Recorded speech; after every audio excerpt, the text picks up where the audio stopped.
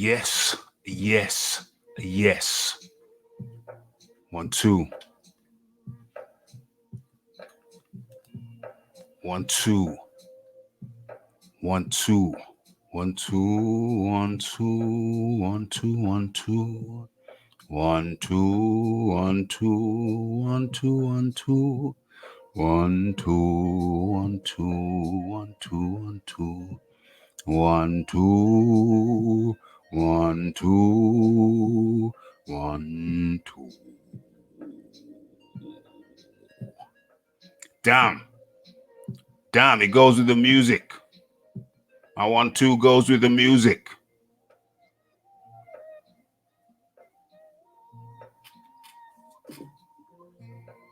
Okay. It's Raphael Dawkins, Combat Radio. And it's the live boxing talk with Raphie. Episode 40. We're 40 episodes deep.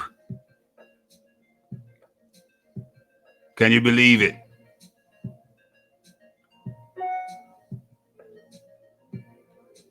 Can you believe it? We are 40 episodes deep.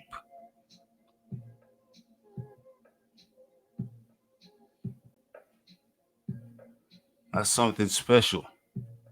That's something special, man. 40 deep. Episode 40. And it's gone in the twinkling of an eye. A twinkling of an eye. It seems like it was just yesterday. Seems like it was only yesterday when I started this thing.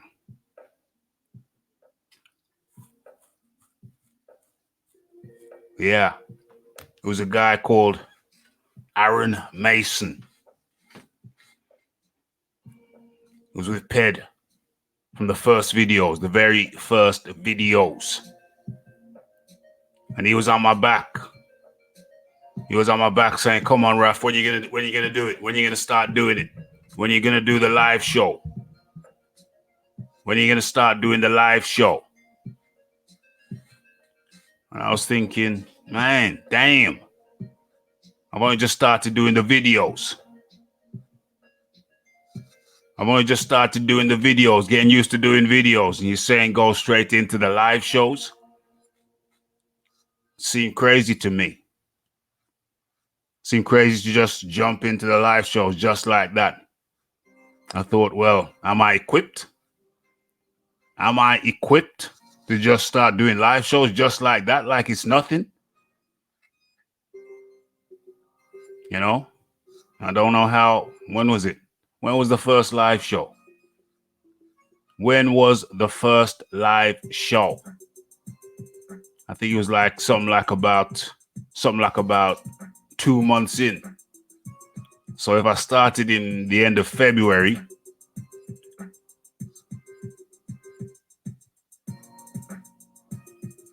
then we're looking at sometime in April.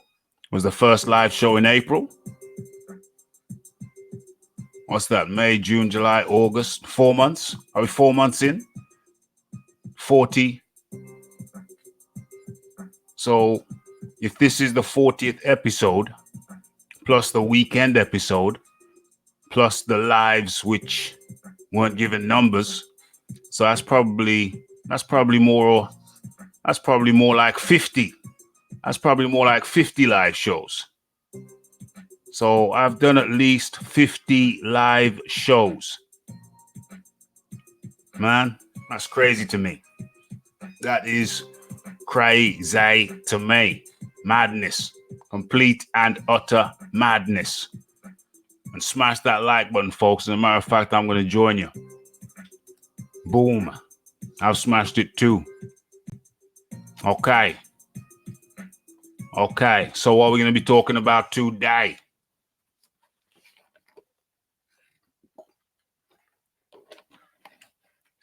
What are we going to be talking about today?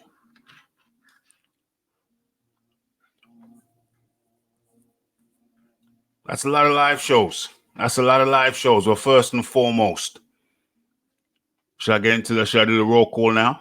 No, I'll do it. Let more people come in. Let more people come in, and then I'll do the live show. Then I'll do the roll call. Yeah, hell yeah, it's a lot of live shows. 50 live shows. 50 and 0. 50 and 0 says Pablo. Oh my gosh. Oh my gosh. That's dedication. That is dedication. Dedication. Okay, let's do the roll call now. Let us do the roll call now. EJ Boxing Live in the building. Monique Thompson, bright and early. Pedro, the Pedmeister. The Toby Bartlett in the building.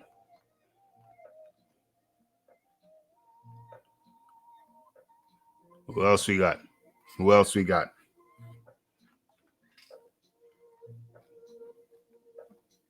Joe 56984. That's his Santander pin code, so don't go messing around. K the Django. Get this smoke in the building.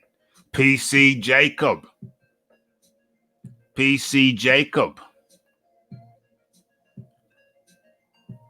Okay. All right, so we're populated now. We are populated now. Okay. Why am I not seeing the live stream on my channel? There it is. Boom. Okay. Hold on, let's go back. Let's cut the volume and go back one step. Let's go back one step. Where are we? Let me show you the artwork. Let me show you my artwork, which I did for this one.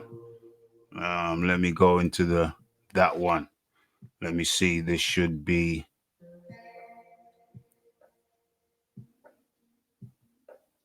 Very difficult. When you go left, it goes right. When you go up, you go down. You see that? Can we get that in focus? That's the artwork done by my good self. Now, when you consider that when I started this, when I came to this thing, when I came to this thing, I could barely turn on the damn computer. I could just about turn on the computer. And now I'm doing my own artwork for this shizzle. Now I'm doing my own artwork for this shizzle. Yes, Tommy Temper in the building. D-Bro asks, can you remember Art Attack, Raphie? I can indeed remember Art Attack. I don't know how many other people can remember that shizzle. Yeah, that guy used to draw things on the fly. I remember another guy used to do that on TV also. Okay. So, yeah. So, 40, 50 live shows deep. Damn. That's what I can say to that. Damn. Consistent application. That's what it's all about. Okay.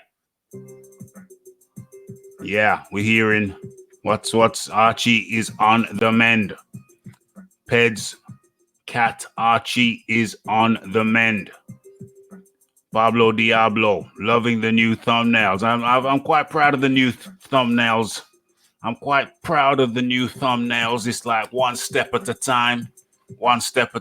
Up until recently, I was just putting up the bare photo with the title underneath, but now we're getting a little bit more sophisticated, step by step, you know? Step by step. Oh, Don ZB is in the building. Don't worry, you're definitely getting a link today, my friend. We got more time. We got more space and more time. You're definitely getting a link. And talking about links, let me take this opportunity now that we are well populated to send out some links before I get into the boxing. We just had to do the intro. You know, I tell you about where I was, how I was feeling. I'm feeling good. I'm feeling good. Smashing these things out. There's still a few more things that I need to do in terms of the channel. Still a few more things I need to do in terms of the channel. They're easily doable. Where are we now? We're Wednesday. I aim to have those. I got two tasks for the channel. And I will be able to complete those tasks within a couple of days. Wednesday, Thursday, Friday. By Friday, those tasks will be accomplished. Small things add up and make a difference. Okay, so first things first, that was the intro. Okay. Live boxing talk with Raphie, episode 40. Okay, I'm going to take the opportunity now and send out some links before I commence with the boxing talk. Okay. Let me do this. Boom, boom, boom. Okay. Boom, boom. Can you hear the music, or is it too low for you? Can you hear the music, or is it too low for you?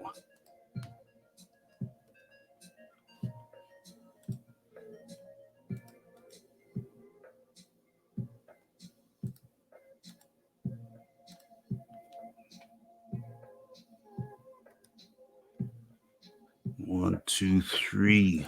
Boom. Boom. Boom. Okay, let me pop off.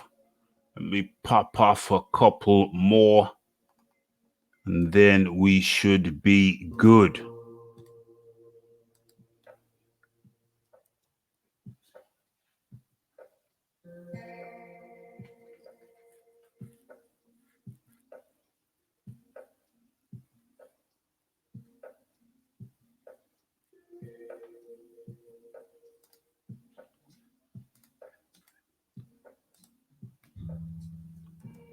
Okay, where are we? Who did I just send that to?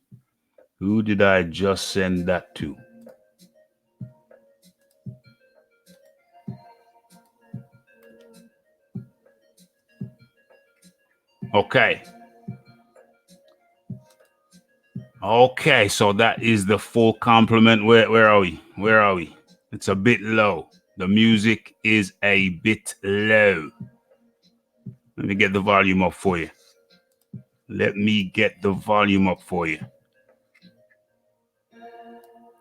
Okay. Touched it up a tad. Okay. So, without further delay, let's pick a topic. Okay, so what are people talking about in the chat? What are people talking about? Which fight are people talking about in the chat? As a matter of fact, I already know Toby Bartlett Morph was brilliant. Yeah, he was.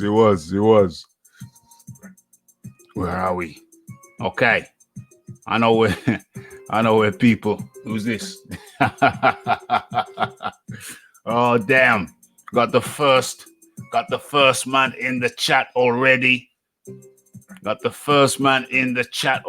Hang tight. I'll be with you in a couple. Don't worry.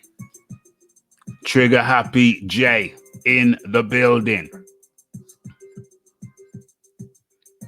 Who else we got? Okay. Hi. Yes. Trigger Happy J. How do you do? Okay. Heinrich Schmitz in the building. Okay. So, what was I going to say? Yeah. Okay. Let's go. Let us go. Let me commence. Let me have a look at my list. Let me have a look at my list. As a matter of fact, rat-tat-tat-tat. Let us bring in. Oh, yeah, that's what I was going to say. Okay, so, yeah, ways to support the channel. Smash the like button. If you're new to the channel and you have not already subscribed, please kindly do so if you enjoy the content. Okay, and also, one of the aims of the channel is to be getting out and getting interviews, attending live events, and filming them. If you want that for the channel, then you will always have the option to do so by going into the description box. Where is the description box? The description box is under the title of each piece, of each video. I don't know how you got two Don ZBs. Somehow we got two Don ZBs waiting to come on. Don ZB must have a clone. Don ZB must have a clone. Okay, so that's the like button, that's the subscribe button, and that's the donation button. 3 ways to support the channel. If you want to see Raphie out and about at live events and interviewing people, then feel free to contribute to the kitty. The donation button is in the description box of every video, including this one. Okay, so that's housekeeping. That is housekeeping taken care of. And now I think we're looking to get into our first topic. Okay, so let me bring in. Okay. What up? Hello, Don ZB in the building. How are you, Don ZB? I'm good, man. I'm good, bruh. Well, How that's you good. doing? I'm good, man. I'm good. Just banging out these live shows, banging out the videos. You know what I'm saying? Just always grinding. That's good, man. Yeah. So, Yeah. what we talking about today? Are we talking about the big dosser, the line champion?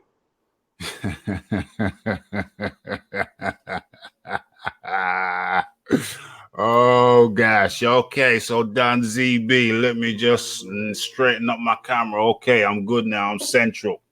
I'm centered. Okay, that looks good. Uno momento. Okay. Okay, so we can start there. It was a question of where we start, and that's as good a place as any. That's as good a place as any. Trigger Happy is talking about nudity. Trigger Happy, what is going on, my friend? I don't know if anybody cares to know about your state of clothing or disclothing. That's a bit disturbing. You know what I'm saying? That's a bit disturbing, my friend. Okay. Move away from the window. Okay, so Don ZB wants us to start with the so-called lineal, The line champion. the lying champion. According to Don ZB, it's the lying champion. Okay. Okay, so Don ZB, what do you think about well, where do you want to start? Kubra Pulev, Big Baby. We all knew he's been using Wilder's name to promote his bomb fights. You know, we all know that. And now I'm glad Kubra Pulev and Big Dummy Miller, Big Belly Miller came out and said the same thing. Comes out, he calls their names, and then he proceeds to fighting a cab driver. Mm. Mm. Yeah. Well, that is a contentious point. It is a contentious point. You have a man calling himself. You have a man calling himself the lineal champ, but it seems like you don't want to fight nobody good. You know, he's fought Klitschko years ago. He fought Deontay Wilder. I think he didn't realize Deontay Wilder. I mean, I'm not a Deontay Wilder fan, but he is better. He's a better boxer than people think he is. I'm referring to Deontay Wilder. He's got a better jab than people give him credit for. I watched the fight. I watched parts of the fight again, and Deontay Wilder was sticking that jab to him in places. Just keeping him off with that jab and lining him up with that jab. So I mean, I'm not a fan of Deontay Wilder. I think that's very clear. That's no secret. But you have to give a man his due. Yep. He is There was he's a better he's a better boxer than people give him credit for. Come in, Danzibi. yeah, there was a round where I think Wilder hurt Fury to the body, but he didn't follow up with it. I don't know Okay. if you saw it, but there was a No. round where he hit Fury to the body, and it seemed like he hurt Fury, but he just didn't follow up with it, and he Hmm. abandoned it. You know. Like I say, I mean, I haven't watched the fight again for a long time. I've watched little bits and pieces here and there, and I've seen little clips. I've watched little clips here and there, but I guess at some point I'm gonna have to sit down and watch the whole damn thing again. But yeah, I don't know if we talked about. Did we talk about this last time? Did we talk about Fury last time? We talked about him a little bit. We'll talk about him a little bit again. Tyson Fury facing Otto Wallin, number 4. Otto Wallin in the WBA, unbeaten. I think that's what Yes, he's going for. He's going for these unbeaten guys. yes, and I heard you say Otto Wallin was a little bit better than Tom Schwartz. I don't think Yeah. so. I don't think so. Why not? At least Tom Schwartz was actually trying his very best to hit Fury. Like he was trying to clip him, but he just couldn't. Otto Wallin, the few fights that I've tried to watch, Yeah. I see Fury destroying him. I don't even see him hitting Fury with a clean shot, with one clean shot. Hmm. He's real slow. He's little, skinny, young, lacks the experience. I don't see him bothering Fury at all. Hmm. Like this is as safe a fight as a fight could possibly be. Hmm. Hmm. Hmm. That's not good. That's not good. The word is that he is better than Tom Schwartz. He's high. When you watch his videos, does he look better? Hmm. It looks basic. I Very. mean, when you watch Tom Schwartz videos and when you watch Otto Wallin's videos, who looks better? Well, allegedly, I mean, we're gonna find out, aren't we? We're gonna soon find out who looks better. But allegedly, Otto Wallin is a higher caliber. Allegedly, we're not really gonna know until both of them are in the ring together. But the word around the campfire is that Otto Wallin is a step above Tom Schwartz. Now, I'm not defending the matchup. Said I'm not. that. Well, that's the general consensus. The general consensus is that Otto Wallin is What a, general consensus? Because the general public does not know who Otto Wallin is. yeah, general consensus. That's the general view, general feeling, Yeah, consensus. he's a step better than Tom Schwartz. The, begin? gen- Like, the, was he the, Fury? Was he Bob? say that again. I said, where did this general consensus that Otto Wallen is a little bit better than Tom Schwartz start from? Did it Wh- start from Bob Arum, Tyson Fury, Frank Warren? Because nobody knows this guy. And when we go back and watch his videos, he looks like a bum, like a can. Well,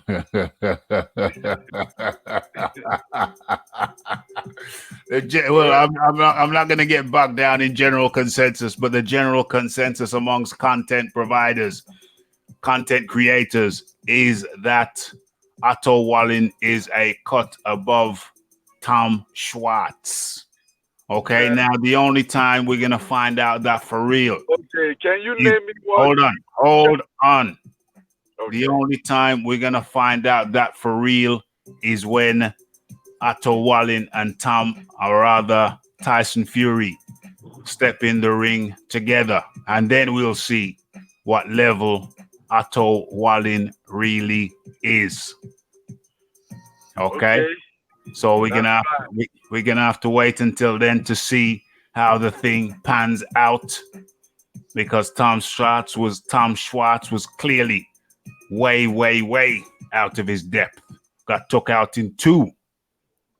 So we're gonna have to wait and see how this thing pans out with Otto okay. Wallin. Me That's personally, fine. do I have high hopes for Otto Wallin? Absolutely not. Absolutely not. But I think with this second cherry in a row after the Wilder fight, I think that Tyson Fury has used up all of his Okay. chances. Used up all of his cherries. He's used up all of his cherries. I don't think he's going to be forgiven anymore. I don't think he's going to be forgiven for any more cherries. He doesn't Plus, get any more every. cherries. Used up Okay. all of his cherries. Yeah. I also want to hear your thought about what Bob Arum said about Eddie Hearn being stupid for announcing the Saudi Arabia fight without Andy Ruiz actually agreeing to it, and that Andy Ruiz has him by the balls if they ever go to court. What do you think about that? Because I didn't hear you say nothing about that, man. You haven't heard me say nothing about that? Have you checked my Oh, videos? I watch your videos, man. Okay, I hold on. watch them when I can. I mean, I do miss some, but Yeah. for the most part, I watch them. Okay, let me just go back into my video history. Uno momento. Where is that video? Where is that? Okay, there it is. There it is 1 day ago. Bob Arum. Andy titled Bob Arum. Andy Ruiz has stupid Eddie Hearn by the balls.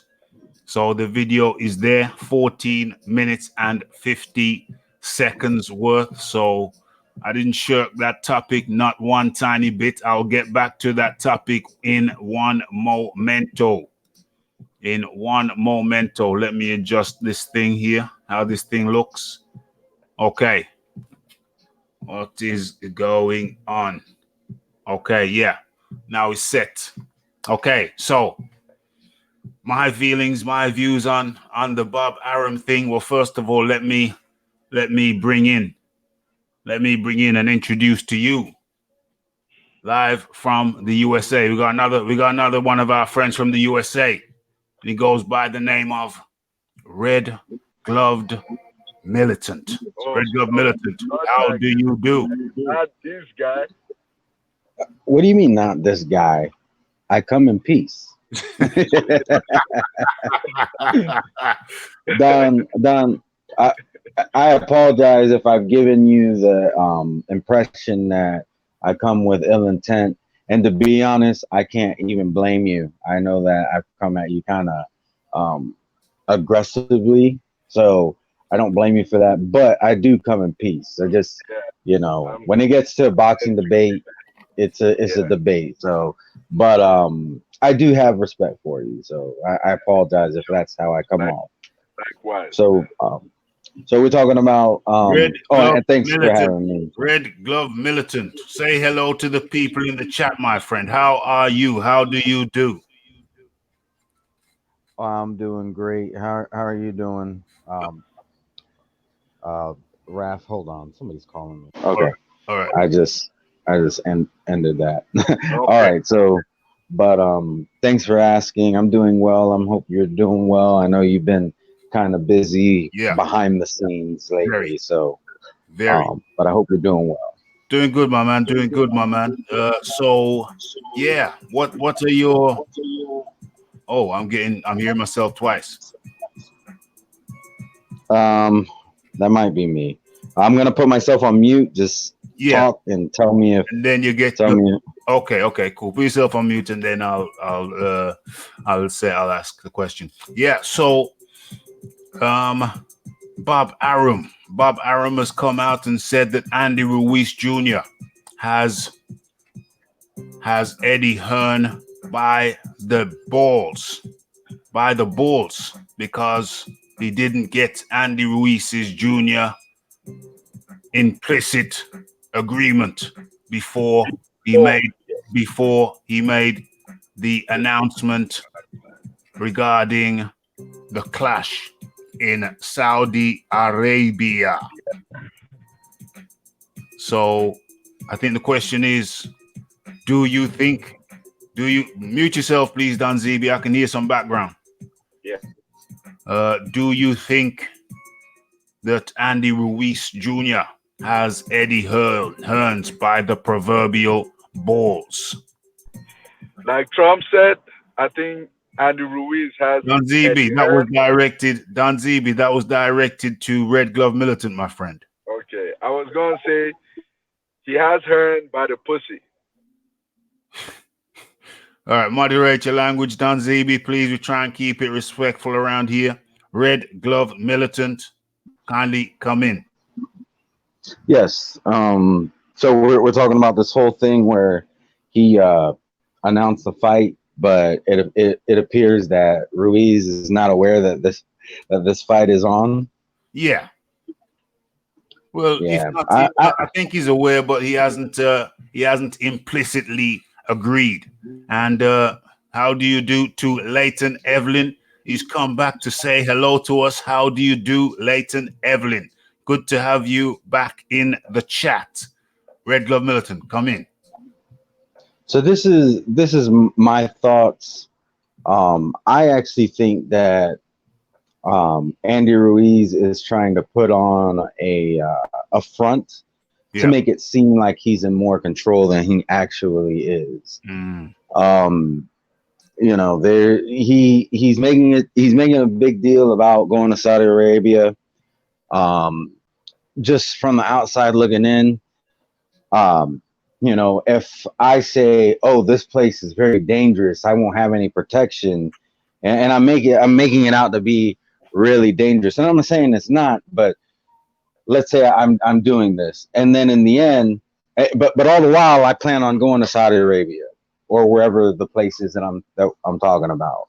Well, then that makes me look like I'm brave. It makes me, you know, it's kind of like giving yourself credit in a very what's the word I'm looking for? Like a very sneaky way, like how I used to do in the chat, lurking in the shadows. But I think that's what it is. I think he's trying to give the illusion that he has more say so than he actually does, and at the same time making it seem like a bigger deal than it really is to go over to Saudi Arabia. I think deep down inside he knows this fight's going to go down, and that's where it's going to go down at. I mean, just look at what's going on with Floyd Mayweather and Manny Pacquiao. They're talking about doing their rematch in Saudi Arabia, you know? So that's the other thing. I think if that fight gets made, then Andy Ruiz definitely won't have a problem with signing the contract, because then he could say, oh, I was part of one of the two huge big fights this year that happened in Saudi Arabia. You know how these fighters like to do. They like to pump up their accomplishments, and Yeah, that was a hoax. That was a hoax video by Floyd Mayweather. That was an old video. It was like a little hoax thing by Floyd. It was a promotional video that he made earlier on in the year, the beginning of the year, for some business concerns over in Saudi Arabia. But yeah, that Floyd video is pretty much a hoax.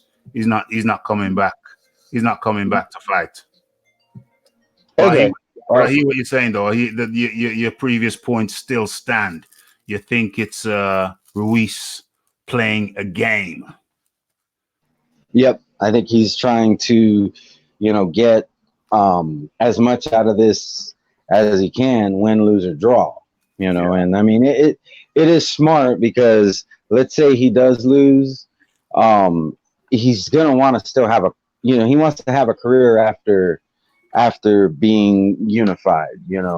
If he were to lose. Now, if he were to win, of course, his career is definitely going to continue on because he's going to be known as the guy who beat Anthony Joshua twice. But if he's not able to pull it off in the rematch, he has to be able to fall back and be able to say, okay, I lost, but one, I beat him in the first fight. Two, there's all these other things. I went to Saudi Arabia, which was dangerous. All these different things that he could say for himself. That Yeah. way, when he's negotiating, like with, let's say, Deontay Wilder or Dylan White or anybody else, he has leverage. Yeah. Yeah. Yes. Yes. Yes. I hear what you're saying. It makes sense to me. Don ZB. Yep. Yeah, man. Come on in and tell the people how you feel about Bob Arum's. Yeah, I think Bob Arum, he's a Harvard graduate, a lawyer. So I think he makes a good point. Eddie Hearn, with his dumbass, went to announce a fight without the fighters in a country that the U.S. government have told its citizens that it's not safe for them to go there. So that's the one country Andy Ruiz could actually say he's not going to fight there. If they say Mexico or even Nigeria, he probably would have to go fight there. But Saudi Arabia, nope.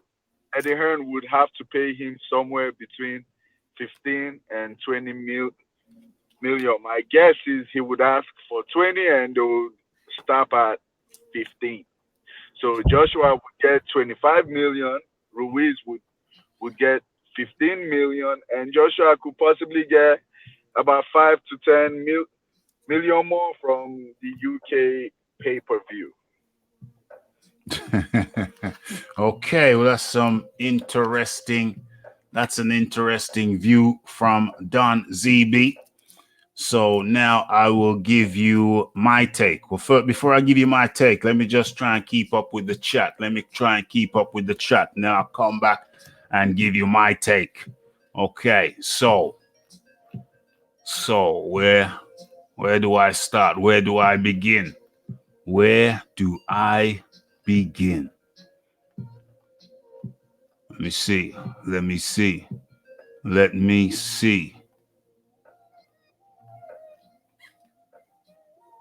Pablo Diablo says Wallin is the cherry on the cake before the Bronze Dasa rematch. Indeed.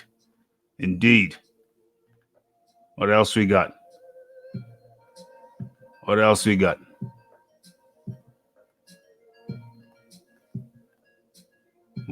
Oh, the return of the prodigal son.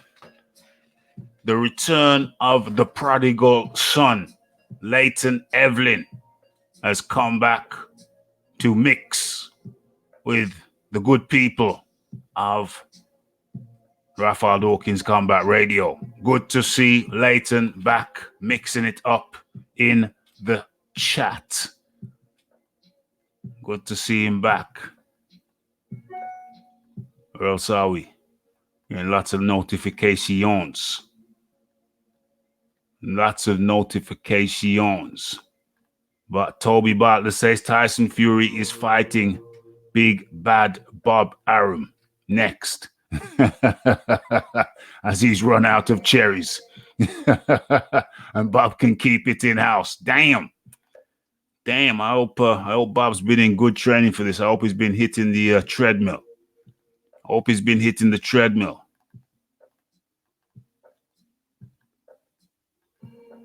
Leighton Evelyn says Hearn's messed up. He's got to pay Ruiz now. That's interesting. Smash that like button, hit the subscribe button, and the donate button is in the description box if anyone is like-minded to do so. Lisa Bayliss in the building. Scrolling down. How astute is Don King for 87? I don't know. Don't really hear much about him these days. Bat-ish crazy in the building says, bruh, Saudi ain't no more dangerous than Mexico. Lisa Bayliss says, I thought Hearn would have learnt with the Wembley date. You can't put the cart before the horse. It's a good point. Joshua should go his own way. Say goodbye to Eddie Hearn. That's a strong statement. Strong statement. Strong. Bat-ish crazy. They're hanging people from bridges in Mexico. The cartel turf battles are spilling out into civilian areas. For shizzle. Okay, I've caught up. Okay, my pronouncement, my opinion on all of this stuff is ultimately it's going to boil down to Mo Nai. That's what we're talking about here. We're talking about, does Eddie Hearn have to pay Andy Ruiz more money?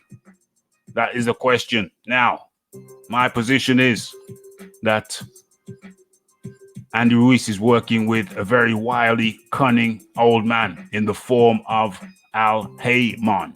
He's got Al Heyman in the background whispering in his ear, telling him to do it this way, do it that way. Ahmed 92 in the building, do it this way, do it that way.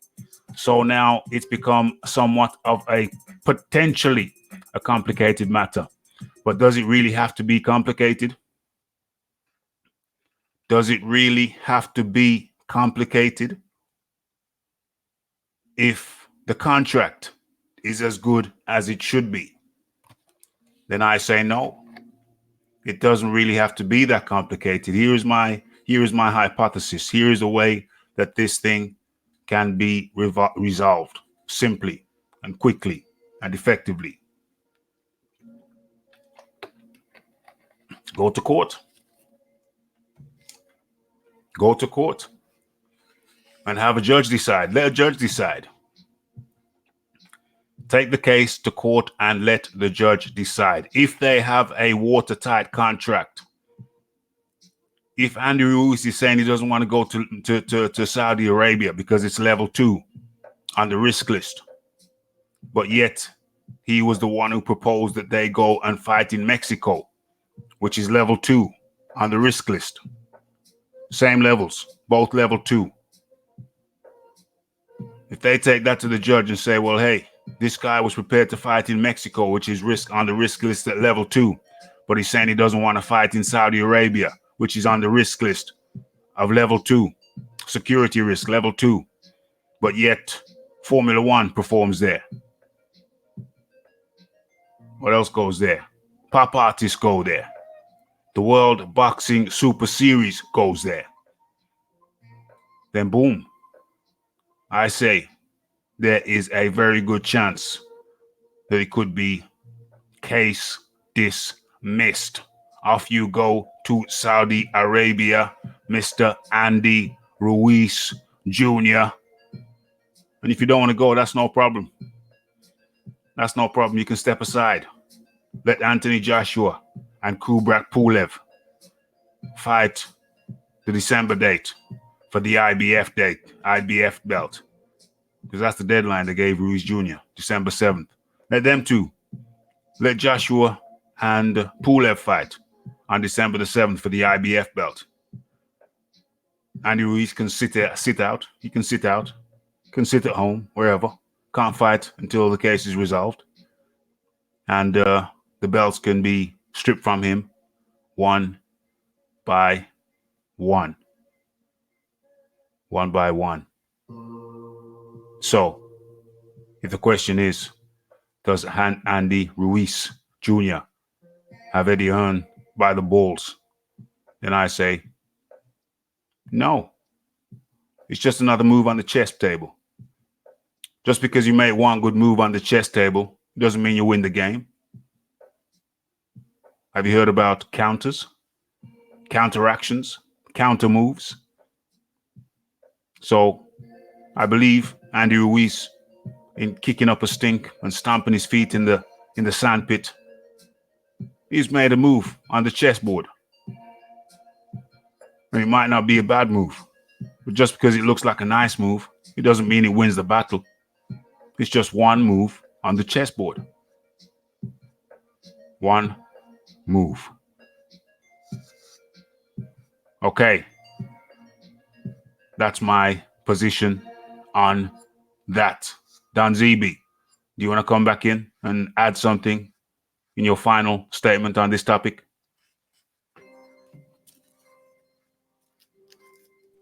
Yeah, I think that's all Eddie can do at this stage. He can only go to court, which would last about 2 years. But for right now, he either double the money for he either double the money or he just change the location. That's it. Pay Ruiz 15 million and do it in the UK, man. I'm sure he would take 15 million and go to the UK.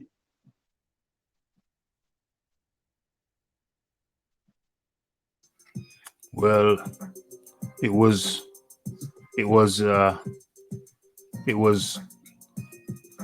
let me just unmute Red Glove Militant in case he wants to step in. Yeah, it was Andy Ruiz, was it not, who said he wouldn't come to the UK? Don Zeeby, it was Andy Ruiz, was it not, who said he wouldn't come to the UK? Yes, he did, but I think he would rather go to the UK than Saudi Arabia. Okay, so now I think that as well. I think you would rather do that as well. But you see now he's flip-flopping. Now Ruiz is flip-flopping. Because I'm pretty sure if you asked him where he'd rather fight, Saudi Arabia or the UK, I'm pretty damn sure he would say the UK.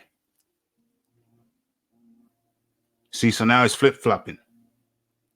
Now he is flip-flopping, and I don't think the court case would take 2 years. Not at all. I think they could have a very quick case to solve the December the 7th date. A decision is needed, and I think they could come up with a very quick provisional response. Stripping Ruiz of the IBF belt because he's in breach of contract. Let him keep the other ones until after that date. Then they can debate that in court. Yeah? Okay, let's say they Hold on. So provisionally, they could do that. Just strip that. Just take the IBF belt because if he's refusing to go to Saudi Arabia, then he can't defend the IBF belt in the stipulated time that the IBF have given. They've given a deadline of December the 7th. That's the deadline. So if he says no to Saudi, then he's effectively taking himself out of the race for the IBF belt. So let's say they come up with a compromise in court. They say, well, okay, if you're not going, you can't defend the belt. So you get to keep the rest of the belts for the time being. But the December the 7th date, we're going to allow Anthony Joshua to fight the mandatory Pulev for that belt on December the 7th. Now, Pulev's going to be getting paid very handsomely. You'll get the $9 million instead. So Pulev accepts the $9 million and fights Joshua on December the 7th in Saudi Arabia for the IBF strap. After that, now they can come back. They can come back and deal with the outstanding matters of the rest of the belts and see what happens with the WBO. And what else has he got? The WBA, I think he's still got. Yeah, he's still got the WBO and the WBA. So, yeah, I think that if ultimately what I'm saying to you if Andy Ruiz drags his heels, then yeah, I think I can easily envisage the judge agreeing to strip him of the IBF since he's declining to fight at the stipulated time. Over to you, Don ZB. Okay, let's say they strip Ruiz, right? That still does not help Anthony Joshua in any way because he didn't beat the guy that beat him. Still. No, I'm not saying strip him of all the belts. I'm not saying that. I'm saying they take the IBF belt because Ruiz, the IBF have given the deadline of December the 7th to defend that belt. Okay? If Ruiz declines to fight on that date, then he's also declining to defend that belt. So what I'm saying is a provisional measure is they can strip him. The court can decide to strip him of just the IBF belt. So then the December the 7th date in Riyadh, in Diriyah, that's maintained. All that happens is that there's a different opponent for Anthony Joshua for the IBF belt. So Anthony Joshua fights Pulev for the IBF belt on December the 7th. If the court strip him. Okay, he fights him. Let's say he wins. Let's say Anthony Joshua wins. Okay, so he now has the IBF belt. Now, Andy Ruiz still has the WBO and the WBA. Okay, so in January, they go back to court and they decide what happens with the WBA and the WBO. They decide what happens with those belts. So one of two things can happen. Either he gets stripped of those as well, or let's say he decides that he'll fight in Cardiff. Let's say he comes to his senses and decides he'll fight in Cardiff. Maybe that can happen. Maybe they can just strip him of one to preserve the date. Because if he's so shook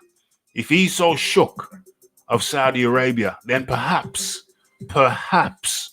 a judge might take sympathy on him, may take pity on him and say, okay, the compromise here is that you sit out Saudi Arabia, you get stripped of your IBF, and then we come back and look at this thing again in January, see where we stand. You still have the WBO and the WBA, and we see how we stand. Are you prepared to fight in Cardiff? Because and you've told us you'd rather fight in Cardiff than Saudi Arabia. You told us you'd feel more comfortable in Cardiff than Saudi Arabia. So perhaps something could be arranged whereby he gets stripped of the IBF. So the Saudi Arabia date is preserved, and then he can come to Cardiff a few months later. I don't know. I'm just thinking aloud. Don ZB, come in with your response. Yeah, all I'm saying is no matter how they strip Ruiz, if Joshua does not fight him and beat him, his stock would never be as high as it once was. Never. Just the same way Marquez knocked Manny Pacquiao out and ran. Manny Pacquiao's stock is just now that it's getting back to where it was prior to the Marquez knockout. But up until he beat Kid one time, his stock was never that high again because of that knockout to Marquez, and he was never able to knock Marquez out. That's the same thing that's happening with Anthony Joshua right now. What matters most is that he beats Ruiz, not even the belt. Even if Ruiz does not have the belt, he has to go beat him. If he ever want, okay, for example, if Ruiz gets stripped and Joshua gets the belt back, even if he goes to negotiate with Wilder, Wilder would want the lion's share. The only way AJ could even talk about 50-50 is if he beats Ruiz and he has the belts back. The only way who could talk about 50-50? The only way AJ, let's say whenever he fights Wilder, yeah, the only way he can ask for 50-50 is if he beats Ruiz and collects his belts back. If he just collects the belts back from someone else because Ruiz got stripped, Wilder would not agree to 50-50. If he just beats Ruiz without getting the belts back, Wilder might not still agree to 50-50. Well, who has the most economic clout? Who has the best? What economic clout does Joshua have, Rand? Hold on. Let me finish the question before you try to answer the question, my friend. My question to you is, who has the biggest economic clout between Anthony Joshua and Deontay Wilder? Who is the biggest commercially? Who has the biggest commercial value? Deontay Wilder? Say no more. Say no more. Say no more. Mute yourself for a second. Let me go over to Red Glove Militant. That was the wrong answer. All right. Red Glove Militant. Red Glove Militant, come here. Okay, so same question. Who has more economic? Go where you want to go, bro. Go where you want to go. Okay. So as far as there's actually something there that I kind of agree with Don Zeke about. I do think that it's going to be a bad look if Anthony Joshua were to acquire the belts any other way than Andy Ruiz. So even if Andy Ruiz gets stripped, he should try to avenge that loss. That way, if he beats him, even if he gets the belts from somebody else, it's not going to matter. He beat the guy that beat him. Yeah. So I do think that is something that he should try to rectify. Try to kill two birds with one stone. Get the belts back from him, but there could be certain things that are out of his control when it comes to that. So, and it is important that he gets those belts back, because without those belts, there is no undisputed fight. That's just the reality. However, I do disagree with Deontay Wilder having the economic, more economic clout than Anthony Joshua, because first off, Deontay Wilder just had his first pay-per-view back in December. He's playing catch-up. At this point, I think Anthony Joshua has 8 or 9. Because we're talking about economic clout, not who has more belts or any of that. That's right. So, and then even if you take a look at the money that they've earned, Anthony Joshua is ahead of him there as well. So it's not just about the number of pay-per-views, but how much revenue are you generating? Mm-hmm. Just because he suffered a loss, I can pretty much guarantee you Anthony Joshua is going to make more money in his next fight, whether it be against Andy Ruiz or someone else, than Deontay Wilder would, fighting Fury. That's the most money that Wilder can make outside of Anthony Joshua. Mm-hmm. So, I do disagree with him on the economic clout. Can I jump in? I do believe there's sure. All right. First of all, the biggest money for Deontay Wilder that's out there is not Fury. In fact, as of right now, it's not Joshua. Wilder versus Ruiz, Cinco de Mayo, 2020.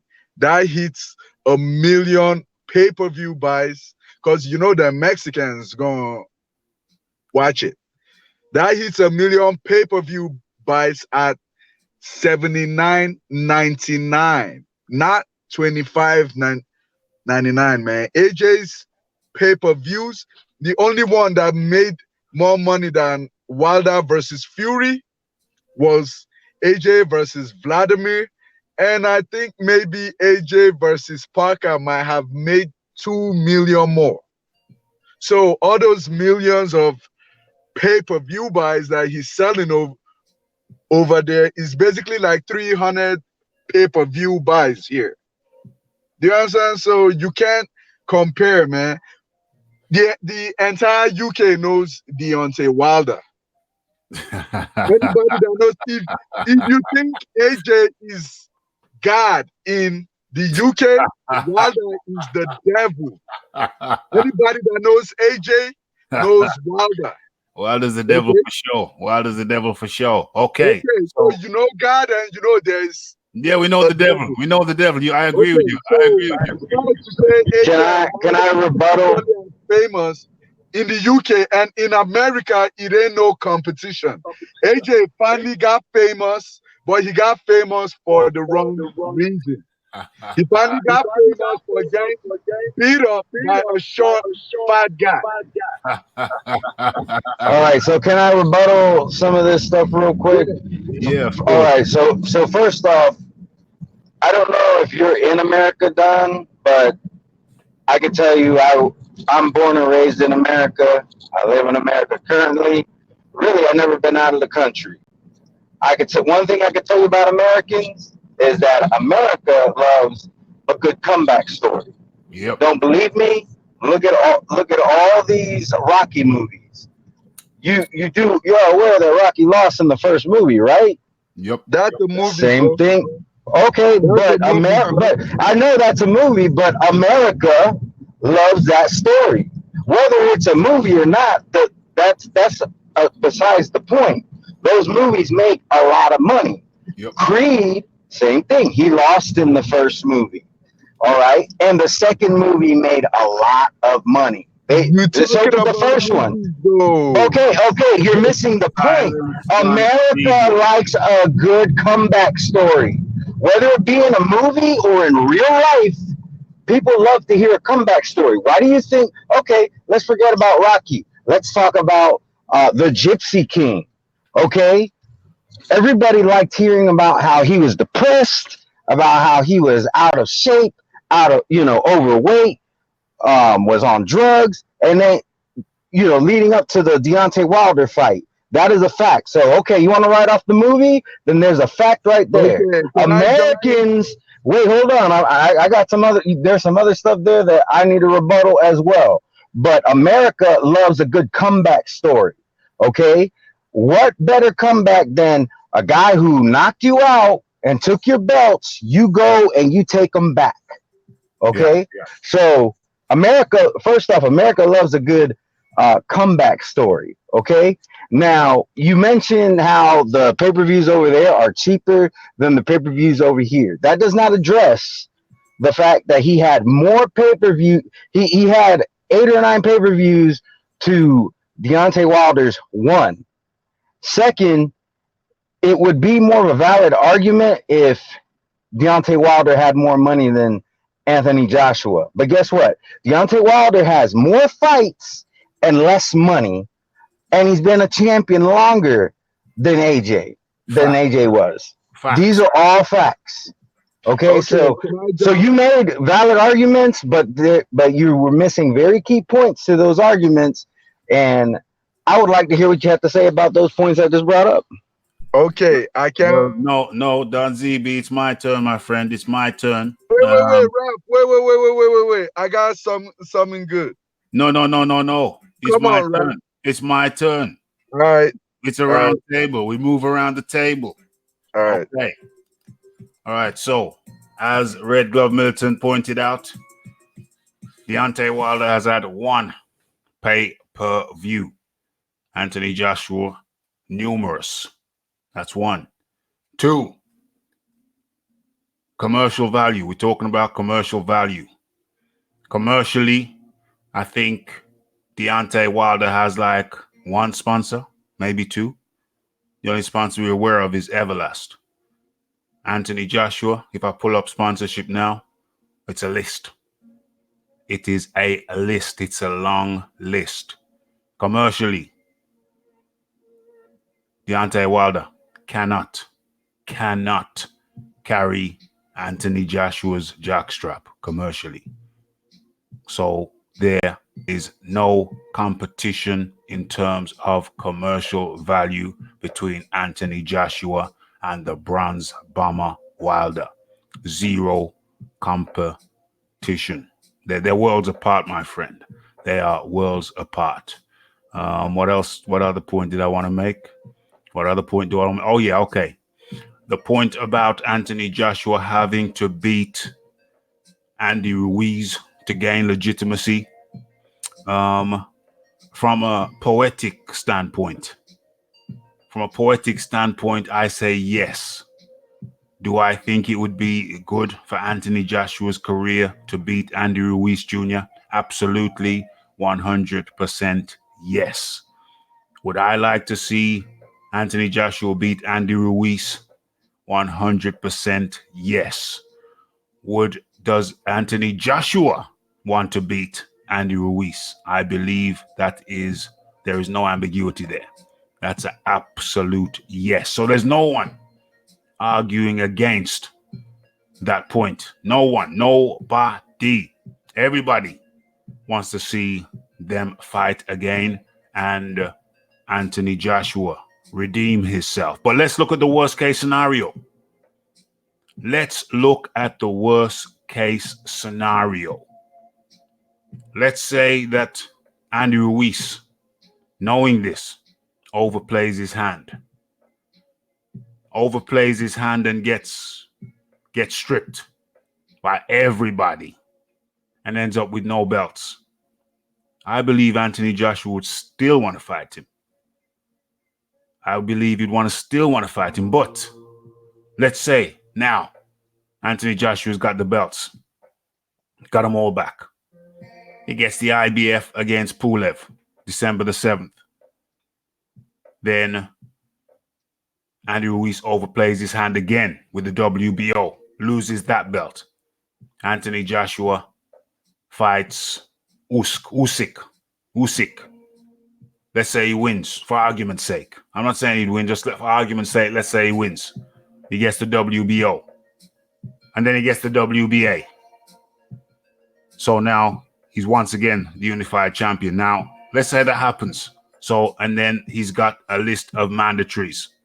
And Andy for 2 years, stretching for 2 years, for the next 2 years. And Andy Ruiz is not one of those guys. Let's say that happens. Let's look at that hypothetical. Let's say that happens.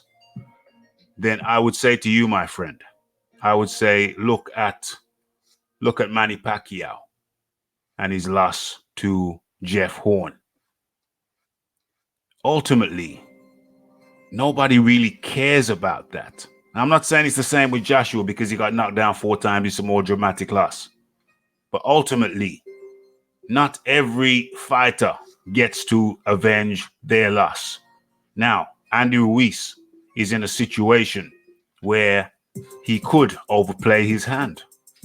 He could overplay his hand and end up in a situation where Joshua, it's a big if Joshua gets all the belts back which he lost, he could potentially get tied up for 2 years. And a lot can happen in 2 years. So for 2 years or so, if Andy Ruiz messes around, plays around, they may not be able to get back into the ring together for 2 years. We have to acknowledge that. And whose fault will that have been? Would you blame Anthony Joshua for making the fight in Saudi Arabia? Or would you blame Andy Ruiz for having a golden opportunity and letting it go? Okay, Don Zeeby, I've said what I wanted to say. You come in with your thing. Okay, this goes for Red Gloves Militant. I live in Vegas, but I'm Nigerian, so don't think that I hate AJ. I don't. Um,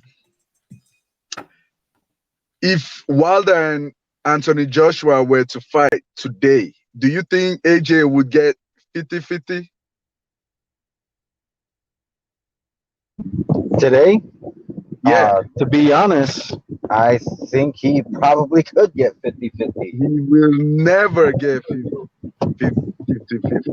They were already beginning to agree on 50-50 right before he lost to Ruiz. So you think Wilder would or Heyman would agree to 50-50? No. And talking about money, Wilder made more money. Okay, AJ probably made more money in his last fight with Ruiz than Wilder made against Dominic Brazil. But Wilder made more money fighting Fury than AJ did fighting Povetkin. How much money did Wilder make fighting? Wilder made 12 million fighting Fury, and he made 18 million fighting Brazil. Hold on a second. Run those numbers by me again. How much money did Wilder make fighting Fury? Wilder made 12 million fighting Fury and 18 million fighting Brazil. Okay, so pause there. Right, let's look at the 18 million fighting Brazil. Go to Forbes. No. I'm not going to Forbes. Why? It was widely reported that Wilder was paid 10 million. It was widely reported by Showtime to face Brazil. So it was how did 10 million become 18 million? It was widely reported by the Nevada State Athletic Commission that Tyson Fury got paid $1 million against Tom Schwartz. So why do y'all keep saying he made 10 million? Yeah, that's the reported figure, 10 million. Yeah, but y'all keep what? 10? 10 million for Wilder versus Brazil. I thought when Tyson Fury fought Tom Schwartz, the Nevada State Athletic Commission reported that his purse was $1 million. But everybody keep ignoring it and keep saying Fury makes $10 million per fight. No, I think Fury's income per fight is overestimated. Okay, but do you agree that Fury made just $1 million? I would be surprised by that. Do you believe it or not? The Nevada State Athletic Commission reported that he made only $1 million. Do you believe it? I think Fury earned more than $1 million to fight Schwartz. Okay, so if they report that Wilder made $10 million, why can't you believe that he made a little extra couple millions? Huh? Why is it convenient for you to believe when it comes to AJ and Fury? Besides, AJ's purses are never really reported. They are always estimating and this, that. The only one that was reported was, I know in his last fight against Ruiz, the Zone and Sky both had to come in together to pay him $30 million. And I think the Zone paid 20 and Sky paid 10. So if you ask me, I would say AJ has been getting paid around $10 million, not no $20 million or no $30 million. He got paid way more because they paid him to come fight in America. Pull out where Anthony Joshua, except the Vladimir Klitschko fight, pull out any fight he's had in the UK that he made 20 million. Show me. Okay, so, right. It is widely reported that Wilder made 10 million versus Brazil. 10 million. So what I'm saying to you is, where did this 18 million come from? Okay, have you ever heard about back end? Yeah. Okay, you know they don't report the back end, right? Right. Okay, so that's where the extra 8 million came out from. They are trying not to pay taxes or unnecessary fees. The extra 8 That's million. why they don't report them. So Wilder, I'm just trying to get my head around this. So Wilder made more fighting Brazil than he did Than he did against Fury. fighting Fury.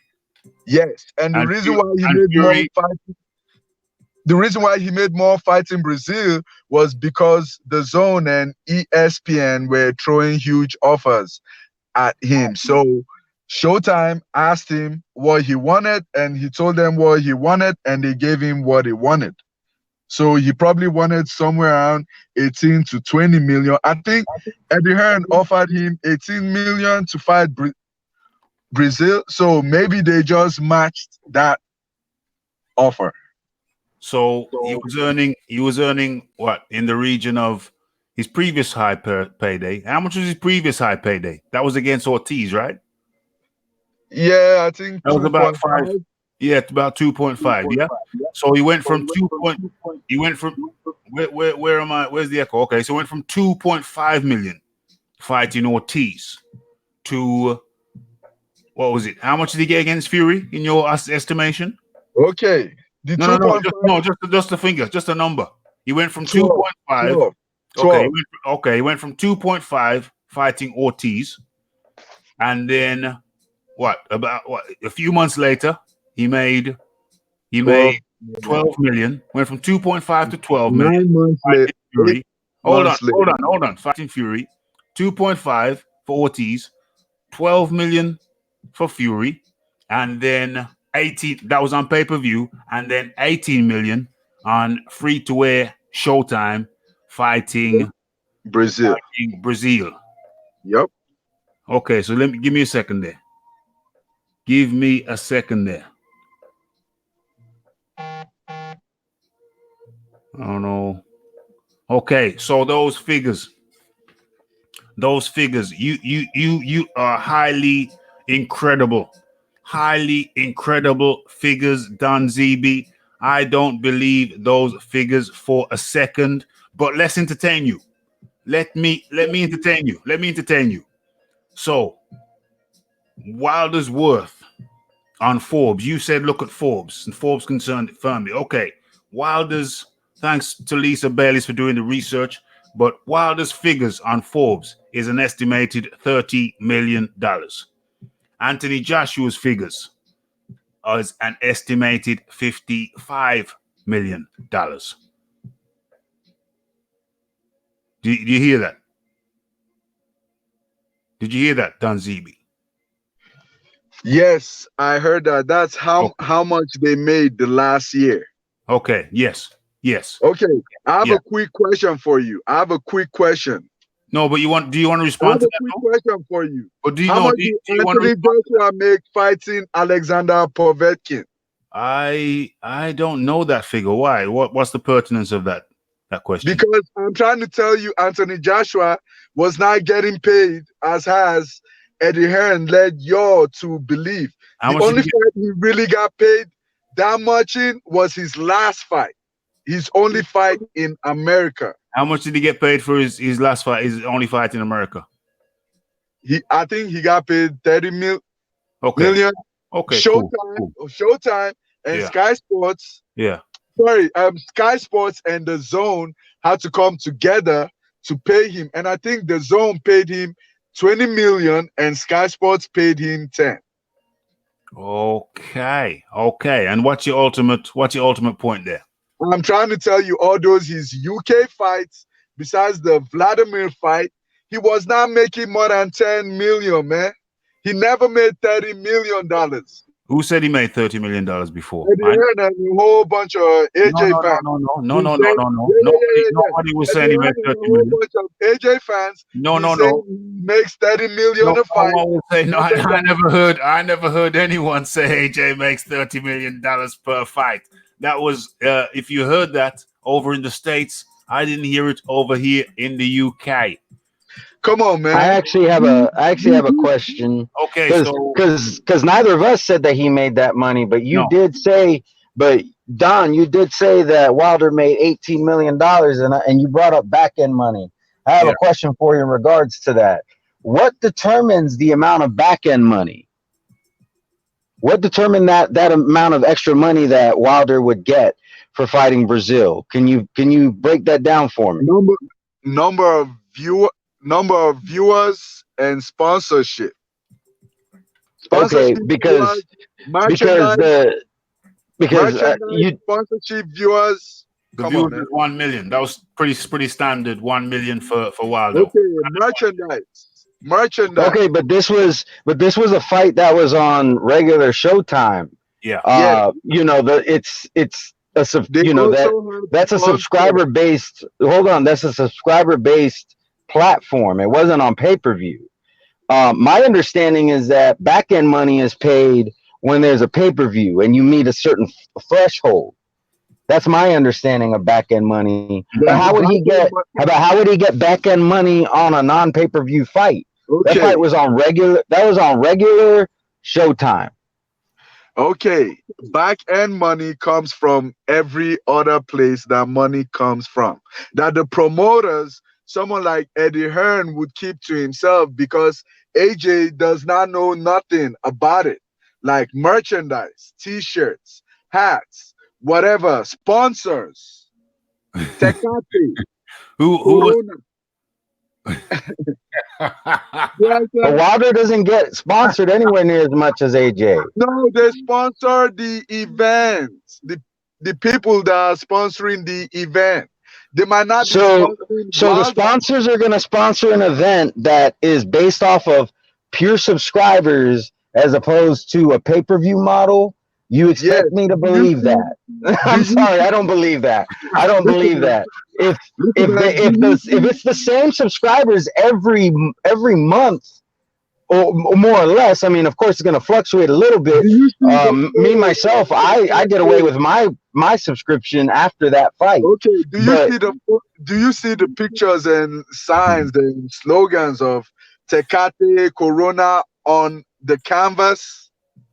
Okay, but what I'm saying is, but those are the same ones that were on the event last month, and the month before that, and the month before that.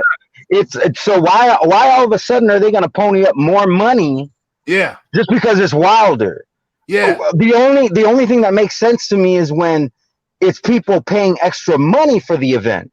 Yeah. Such as pay-per-view. Yeah. See what I'm saying? It's the same subscriber base. So we're not talking about pay-per-view where people are ponying up $80 to see this particular fight. These are the same people who were watching, Justice League the previous month. You know what I'm saying? So I don't understand where this back end money is coming from. There has to be an incentive. I get what you're saying. Like, I totally get what you're saying. The majority of the money comes from pay-per-views, obviously. But they still get back end, even if it's not on pay-per-view. Well, then I think we could both agree that the back end on a non-pay-per-view event is going to be substantially lower than the back end on a pay-per-view event, which Wilder has only had one of. Of course. Well, Forbes, the most accurate financial whatever, said Wilder made $30 million in 2 fights. And they also reported that AJ made more money than him during the year. Yes, they also AJ reported that as well. $5 million in 2 fights, but he got $30 million in 1 fight. So it means he got $15 million in the other fight, which Wilder made like somewhere around there. What was the other fight? Povetkin? Yeah. Okay. So you reckon he made 15 mil for Povetkin?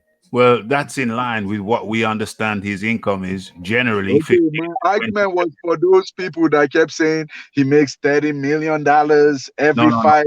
No. I've never heard that. But these figures, Dan ZB, are coming out with for Wilder. They seem they don't make sense, my friend. So They you don't want to make argue with sense. Forbes? You believe Forbes that AJ made 45 million, but you don't I believe don't. them that No, no, no. Wilder I made never 30? said that. I find Forbes figures very highly peculiar because I don't believe that Deontay Wilder made 18 million versus Breezel when he But made you believe Joshua made 45 million in his last two fights, huh? But 55 you million. don't believe, No, huh? I'm not even sure that Joshua made 30 million in that fight against Okay. against Ruiz. I believe the figures are inflated. Grossly over it. Yeah. I believe the figures are inflated. Yep. I don't believe Forbes figures. I don't believe that Joshua made 30 mil against Ruiz. And I Okay. certainly don't So I don't and I certainly don't believe that Wilder made 18 okay. million So against Ruiz. that's fine. That's fine with me now. I also want to touch on some in Red Gloves militant mention. He mentioned America loves a comeback story and everything. Well, Red Gloves, Americans hate losers. Okay? The moment AJ gets his ass whooped one more time, they go and forget him. Did they ever know him? I mean, they probably know he got his ass whooped by a short, fat guy, like the big, buff black guy got his ass whooped by a short, fat Mexican. That's what they know, and because of that, they love stories like that. So he got famous for the wrong reasons. His next fight should actually be his next fight with Ruiz should actually be in Vegas on pay-per-view. It will sell. That fight will do at least 500,000 pay-per-view buys. But if AJ gets his ass whooped again, it's over. Everybody in America will look at him as, oh, man, he's a bum, basically. And talking about the great comeback story that Tyson Fury did, come on, Red Gloves. You were born in America. You live in America. I don't know your nationality, but from the way you sound, you kind of sound black. And if you are black, then you should know that if Tyson Fury was black, they wouldn't be praising him like that.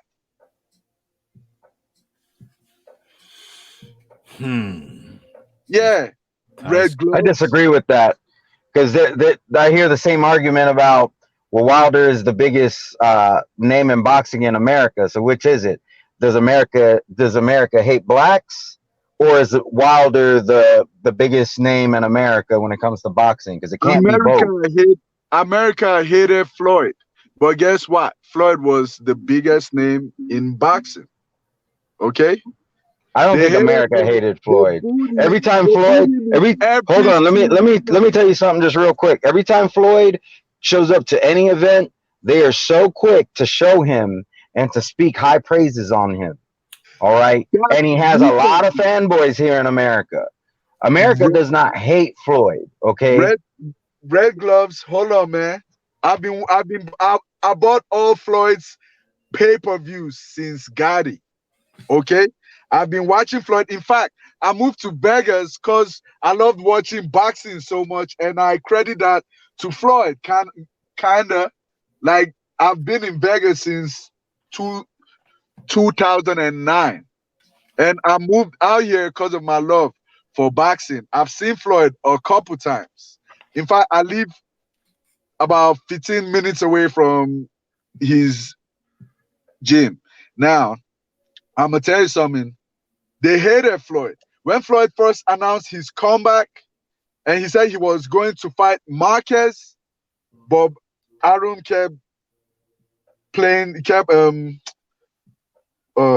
down talking him and saying he has no fan base, blah blah blah. The media they kept talking down on him. Even Dana White had the guts to put a UFC event the same day, same time that Floyd and Marquez were scheduled to fight. And he kept bragging how no one cares about Floyd, blah, blah, blah. And then, to their surprise, Floyd versus Marquez sold 1.1 million pay-per-view buys. That was really what made people know, okay, Floyd is for real.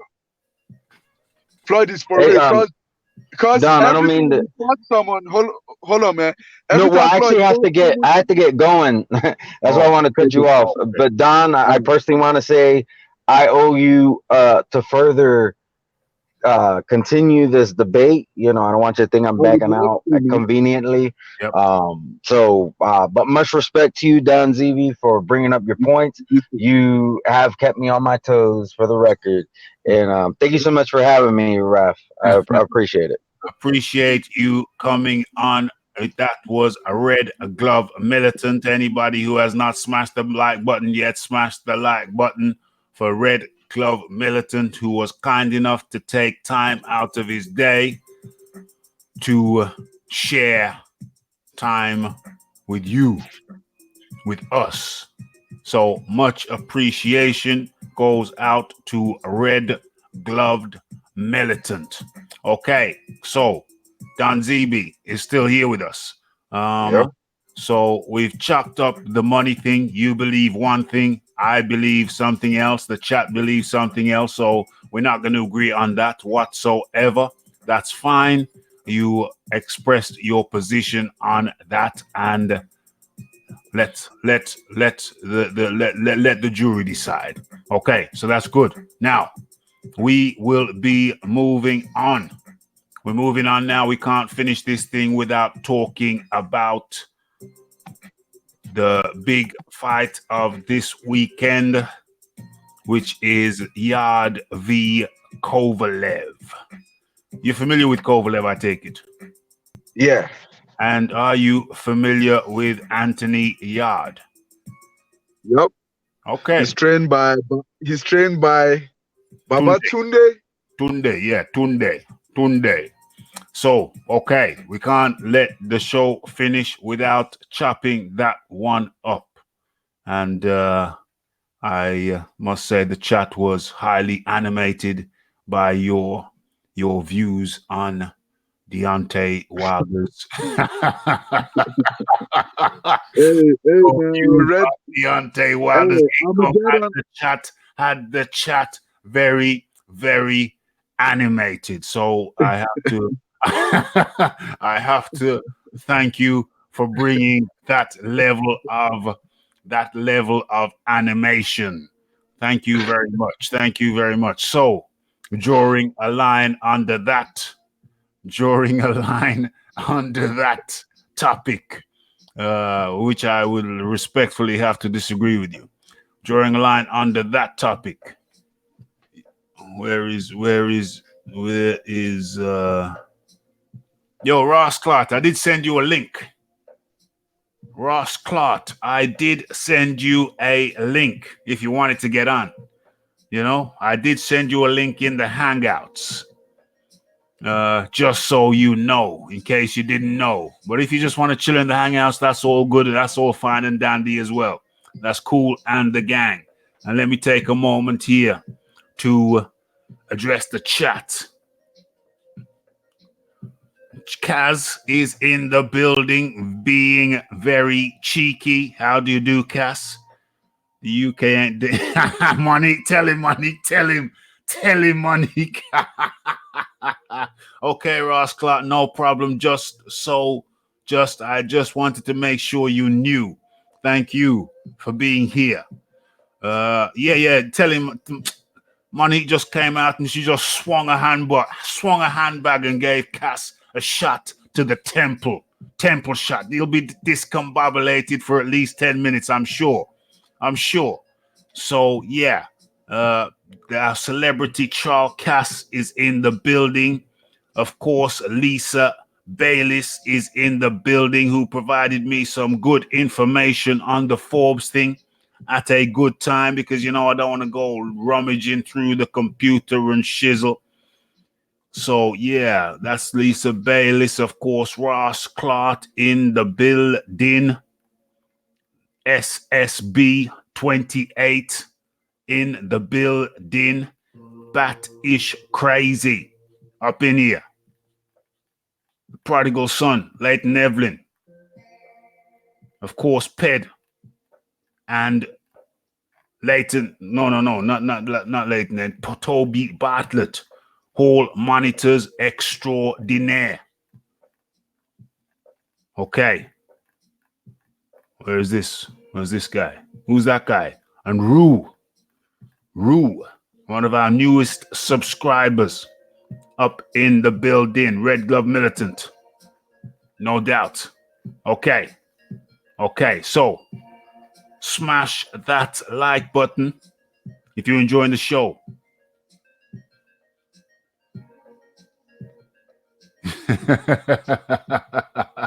Rue 504 says, I admire Cass. Even on TBV, he stayed trolling the UK. His dedication to trolling the UK is legendary. Okay. Smash that like button, please. And also, if you have not already subscribed to the channel, please kindly do so. And anyone who wants to make a donation, the PayPal button is in the description box. But okay, so that's there for you. Okay, so we continue with the show. Where are we? We've lost Don ZB. Don ZB has disappeared. Don ZB has disappeared. Okay, so where are we? Cass seems very discombobulated by the handbag of Monique. It was a perfect swing, landed straight to the temple. Temple shot. Those temple shots, they can, believe you me, they can be very difficult to recover from. Very difficult to recover from. Discombobulated. Oh, gosh. Yeah, no problem, Don ZB. Don ZB came and spit a few verses for us, for which I'm very appreciative. And he informed us about things that about Wilder's level of income. Very, very peculiar and bizarre and inflated and ludicrous, but nonetheless, thank you, Don ZB, for sharing those outrageous figures. Much appreciated. Some would say crazy. I would just say, I prefer to say bizarre. Bizarre. Very bizarre. More highly bizarre. Highly bizarre. Okay. Can you hear the music? I feel like, where is John and Scott? Scott. Oh, yes, Scott. Scotty 70. Well, this is late for Scotty 70. Scotty 70, normally Scott 70, he lives over in Thailand. So this right now, this is like the birds are just starting to tweet. Where he lives, the birds, I don't even know if the birds are tweeting yet. The morning chorus. I don't even think the morning chorus has started yet. So these late ones, he normally watches on replay. The earlier ones, like say I do a lunchtime thing or early evening thing, then he will be there. Or if I do the Saturday thing, then that's more in tune with his timing. It's more appropriately timed. As for John is doing some social thing tonight. But that's good still. Because, you know, I keep this thing rotating. Yeah. Boom, boom, boom. Okay. But we still have things on the topic list to chop up. Still have things to chop up. Let me go through this thing here. In case somebody wants to get on and cook it up with me. But we don't have to cook it up with me, though. You know what I'm saying? The solo thing. The solo thing. I does the solo thing too.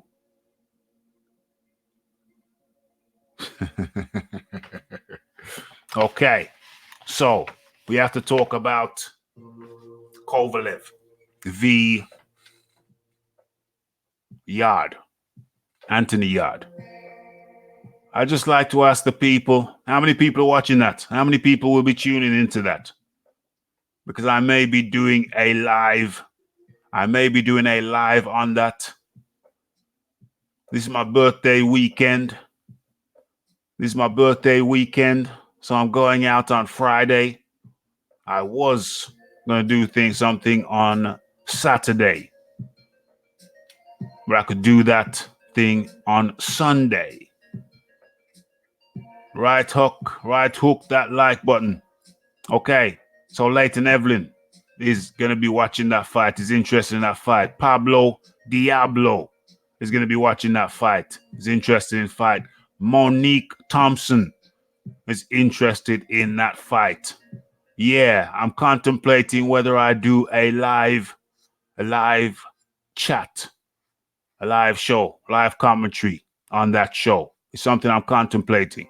It would kind of interfere with my birthday celebrations, but I am doing something on Friday.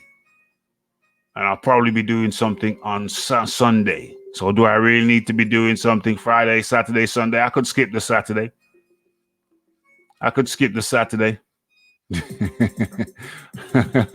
No, it was Cass that got the temple shot. It was Cass that got hit on the temple. Took that brutal temple blow with the handbag. It seems like the handbag was pretty full. Handbag was pretty full because it seemed to pack a weight. Man is discombobulated. I ain't heard a word from the man since that temple shot. Watching if I can, says get this smoke. Get this smoke is still here. Get this smoke. You want a link? You want to chop up this thing?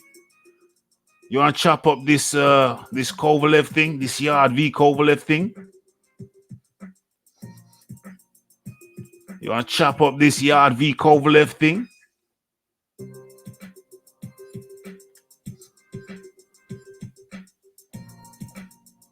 Can you hear the music, guys? Can you hear the music?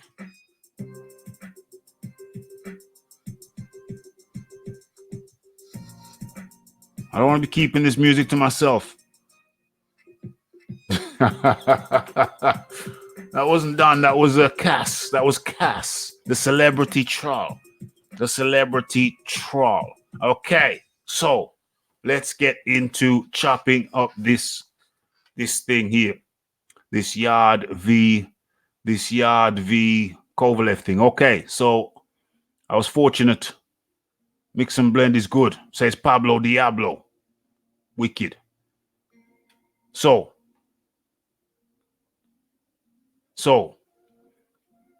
D-Bro, I hope Yard wins. Okay, so I was fortunate enough to... Okay.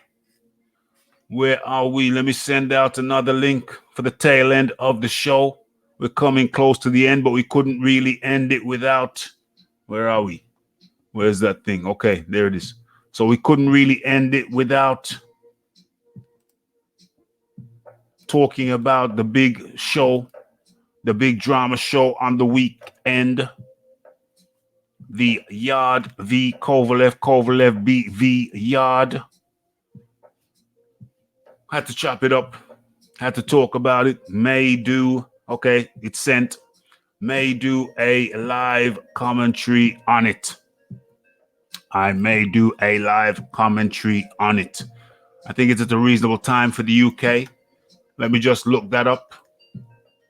What time it's going to be. The ring walk.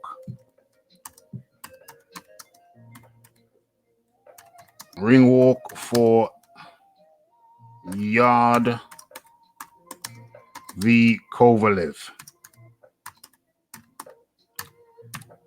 And I like that Kovalev's name is you say it as you spell it, you spell it as you write it, as you say it.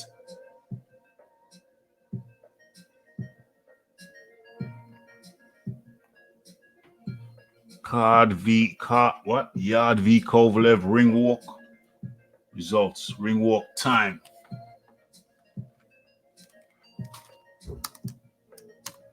Ring walk time UK. Yeah, okay. Just tell me the time, bro.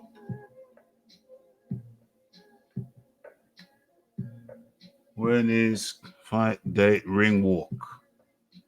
Ring walk. I really don't like having to do these things live. I like to be able to see. I got to get back to the screen sharing thing too.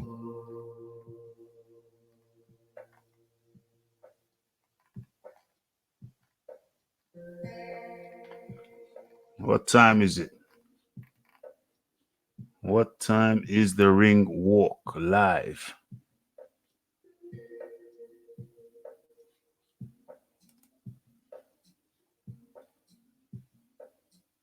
Leighton Evan, thank you. Thank you. 7:30. Yeah, you know what? 7:30, that's very doable for me. That is very doable for me. Hold on, the fight is expected to start at around 8 p.m. UK time. You know what? That's good for me. 8 p.m., 9, 10. Yeah. You know what? I think I'm going to do it. I think I am going to do a live thing. Yeah. BT Sports 2. Yeah. It's about 8. I say 7:30 to 8. Yeah. So worst case scenario, we're looking at 8 p.m. on Saturday. Now there's a pub that I go to for the fights when they're on BT, free screening. So that's still a possibility. So it's unconfirmed. I will confirm it either way later on in the week. Okay. So yeah, I think I'll send the link to you. Get this smoke. Yeah. 2 minutes ago. Okay. Send the link to you. So it's there. It's there. Okay. But anyway, let's get into it. Let's get into chopping up this thing. ESPN in America. It's on BT Sports 2 in the UK, and I believe ESPN Plus in the Americas. I believe that's the situation. Okay. Yeah. I've already sent the link. Oh, you're here. You're here. Okay, I see you. I see you. Okay, at the stream. Okay, so get this smoke. How do you do? I'm doing good. Thanks a lot for asking and having me. How are you? Yeah, man, I'm good. I can't complain. I cannot complain. I have had a good day. Sometimes I gauge the day. I say, what's the worst thing that's happened to me today? What is the worst thing that's happened to me today? And you know what the answer is? Nothing. Nothing bad that lodges in my memory banks. Nothing bad. So that's a damn good day. It's nice to be grateful for the little things. Yeah, you got to be grateful for the little things. I mean, yesterday, the worst thing that happened to me yesterday is that one of my favorite glasses, the arm broke. I just picked it up to put it on, and the arm was broke. It's highly bizarre. Okay, well, it's nice to know that you aren't that attached to Dillian White, because I'm sure he's got some real bad news over the last 24 hours. Well, no, I mean, really, that was to be expected. I mean, the WBO, they're not gonna usurp. They're not gonna usurp Usyk for Dillian. No way, no how. I didn't expect them to do that. That's not bad news. That's not bad news, really. That's expected news. Okay, it might be bad for Dillian, but that was highly expected. I didn't expect no different. You know what I'm saying? Usyk, they're pushing. Usyk, their man. He's their man, and especially now with Dillian White going through what he's going through, I don't think he was going to win that case and get the mandatory position over Usyk, especially with this case that's hanging over him. No, not at all. I never expected that, not one tiny bit. But anyway, yeah, so it's all good on my end. It's all good on my end now. Let's bring back in Don ZB. Don ZB, you're back in, yeah? Yeah, back in the game, baby. Okay, man. Okay. It's good to have you here. Good to have you here with some of your interesting insights. But first, we're chopping it up now. You eating some Smarties? Get this smoke, you eating some Smarties or Skittles? Tacos, man. Ruiz. Okay, well, first, let get this smoke. Let get this smoke eat some of his taco. And Don ZB, first of all, I go to you. How you seeing? How you feeling about this Kovalev v Yard over in Russia? Before you say anything, I was watching some of the the press conference. They had the press conference today, and I think that Kovalev came out with the line of the press conference, the funniest line of the press conference. He said, you think he's a lion, but I have so much more experience. To me, he's just a cub. Yeah, that's kind of makes sense because to me it's 50-50. Yeah. I think Kovalev has the experience and he's a good fighter. He's a decent fighter, actually. And Yard is a good fighter, but he's never faced adversity.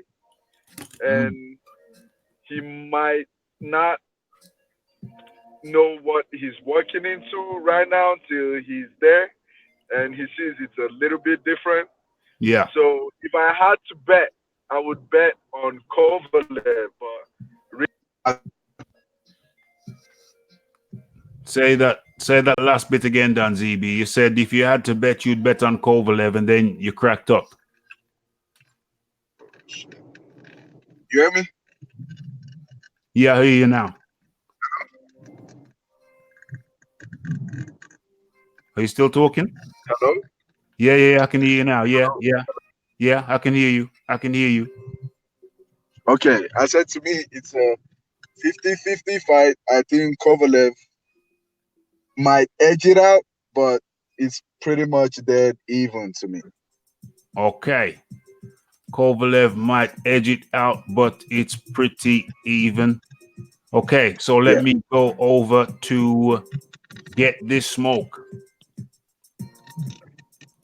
GTS. Hey, what's up, guys? Yeah, man. Good. All good. So we're talking about Yard v Kovalev. How you feel about that? I feel like it is a huge step up. Like this is it is it's everything's in Kovalev's favor, right? So it is not just in Russia, but in the actual town he grew up in. It may be the site of where he actually killed somebody in the ring. Who knows? Yard it's not just a step up. It's several classes step up. There's nobody that is even close to what Kovalev has achieved, or his skill level, or his attributes. I think there's two things that Yard's going to have to do. He's going to have one hell of a chin, and he's going to have to control range, or else it's going to be a short night. Yeah. So who are you picking? Who are you picking to get the victory? Get This Smoke. As much as I hate to say it, I'm going with Kovalev on this one. I really want Yard to win. I hope he can. I hope he has great punch resistance and he can beat the vodka out this guy's midsection. But I'm not convinced that last performance against the guy whose name maybe I'm even refusing to remember just because I don't think it's worth it. But that shoulder roll was horrible. That low left hand. Much Yard was admiring his work. He's gonna have to come in dedicated and some real eye of the tiger and looking to prove the entire world wrong.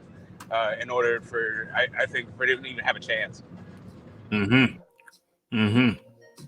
Yeah. So I'm back as a listener. Red Glove Militant is back as a listener. And if I'm not mistaken, a hall monitor. Let me go over to the YouTube screen. Yes, indeed. He's back as a listener and a hall monitor. So smash that like button. Smash that like button, folks. And smash that subscribe button if you have not already done so. And remember, let's get Raph on the road. The PayPal link is in the description for those who are so minded. Okay, so my assessment. Well, obviously, I'm a UK guy. Yard's a UK guy. I'm hoping he can bring the straps back to the UK. But my concern is that Kovalev may have a point. The question is Yard a full-grown lion? Or is he still in the cub stage? Now, if I go with my heart, I say Yard could go over there and knock him out. Knock him out, which is what Yard has stated as being his desire. But I fear that Kovalev may be right. He may be onto something. Is Yard a full-grown lion, or is he still in the cub stages? Is he a full-grown lion, or is he still a cub? A big cub, admittedly. But that will ultimately be the question. You see, Kovalev has lost before on several occasions, and he's come back before on several occasions. Yard is yet to lose. Now, that will work in his favor to a certain extent in terms of confidence. He'll go out there with his chest pushed out, and rightly so. But you can't overlook experience. You know the old saying, a new broom sweeps clean. Yes, but an old broom knows the corners. And in this instance, I feel that Kovalev will simply have too much experience. He's been to those dark places in the ring. He's been there. He's been knocked out. He's been robbed. Will it be a case of Kovalev's quite simply having too much experience for the cub, Anthony Yard? As I talk this through, I'm thinking this through to myself. I think on a logical standpoint, based on pure logic, I would have to say Kovalev edges him with experience.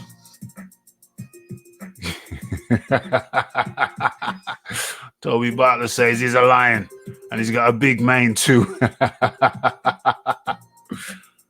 How do I donate with Apple Pay? I will have to look into that, Leighton Evelyn. I will have to look into that, but at the moment it's just PayPal.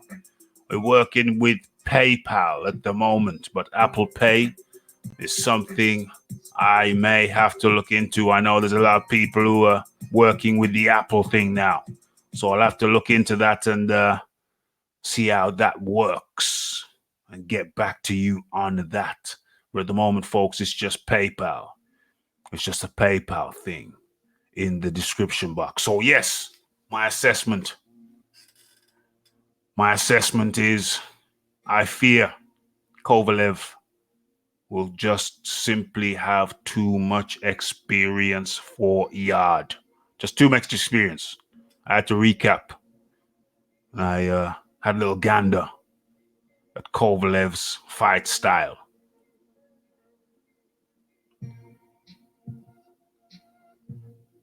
Kovalev fight style.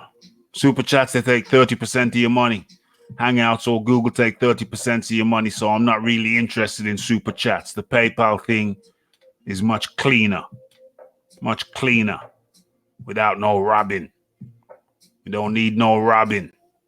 So, yeah, I fear Kovalev will quite simply have too much experience. But I hope to be proved wrong. I hope come Saturday, when I will probably be doing a live chat, I will further update you closer to the time.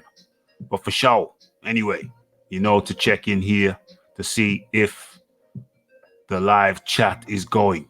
But I will inform you before that time. So, I'm going to have to say, my heart says Yard, but my head says Kovalev by the greater experience. The greater experience goes to Kovalev. Okay, and so the very last topic, and this will be a quick one. It will be a quick one. I've done a video on it today. Was it today or yesterday? I do believe it was this morning. Recorded it last night. Pressed the timer. So it was released for the early birds, those just finishing work and getting in from a night shift, and those just getting up for work or getting their sons up and daughters up, etc., etc., etc. And that topic is Manny Robles. Manny Robles released some information the other night. Like Nevlin, I'll put a lucky tenner on Yard. Yeah, I'll put a little money on Yard. I'll put a lucky fiver on Yard. Toby Bartlett says Yard should have took Monica's handbag with him. If Yard can slip that jab and pop him, he got a chance. Yeah, I see the overhand right. I see Yard overhand right to the temple. I like those temple shots. Overhand right to the temple from Yard. But I can't help but think, just slip that behind the glove. I can't remember how to pronounce that guy who got him, the last guy. Can't pronounce his name. It begins with an E. Can't remember his name. But anyway, yeah, that right hook just slips behind the glove. Then boom. Yeah. So I like that. That's my way. That's the way Yard gets through, in my opinion. But anyway, moving on to the last topic, and this is just going to be a quick one because we're coming up to the midnight hour. I know some of you folks turn into Cinderella when it touches midnight. So I've heard. I don't know that for sure. Manny Robles airs out Andy Ruiz Jr. Says that training was supposed to have started on Monday. I don't know if it means this Monday, just kind of the Monday before. But training was supposed to start on Monday. But Andy Ruiz Jr. was a no-show. Red Glove Militant. Have you heard that story? Are you familiar with that? Get This Smoke. Have you heard that story? Are you familiar with that story of Manny Robles saying that Andy Ruiz Jr. was a no-show for training? Have you heard that?